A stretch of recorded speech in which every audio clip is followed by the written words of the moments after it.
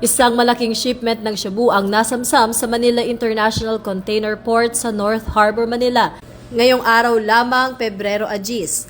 Ayon sa ulat, humigit kumulang 41 kilo ng methamphetamine hydrochloride na may halagang 278 milyon ang naharang sa isang operasyon na pinangunahan ng Philippine National Police kasama ang Bureau of Customs at Philippine Drug Enforcement Agency.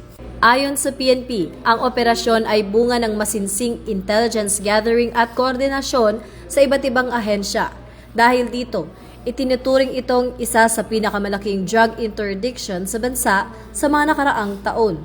Binigyang diin ng PNP na ang resulta ng operasyon ay hindi lamang tagumpay laban sa sindikato ng droga, kundi pati na rin patunay ng epektibong interagency cooperation sa ilalim ng kampanya ng gobyerno laban sa iligal na droga.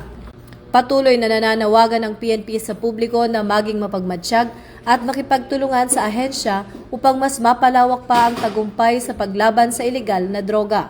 Ito ang bagong PNP para sa bagong Pilipinas, serbisyong mabilis, tapat at nararamdaman.